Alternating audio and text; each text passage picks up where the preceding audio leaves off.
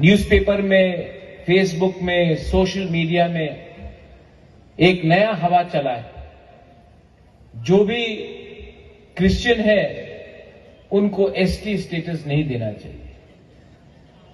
मैं तो हिंदू हूं, मुझे बताओ, अगर यहां में कोई क्रिश्चियन को हटाया तो मुझे कुछ मिलेगा?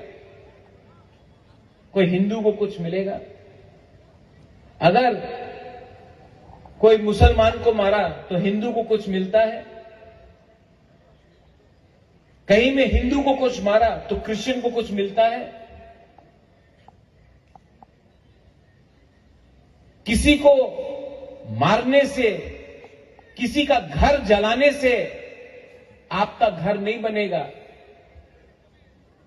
लेकिन यहां में इंटेलेक्चुअल नेता लोग, ये लोग ये नहीं बोल सकता है कि तिपरासा का जमीन तिपरासा को वापस दो, तिपरासा को नौकरी दो, तिपरासा को अधिकार दो, तिपरासा को हॉस्पिटल दो, तिपरासा को रास्ता दो। ये नहीं बोलेगा। बोलेगा तिपरासा को हिंदू क्रिश्चियन में डिवाइड करो।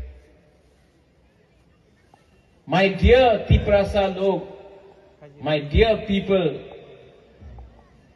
चाबी कोई और लगा रहा है, फिर से चाबी कोई और लगाता है और बोलता है बुकुंबारा लोग।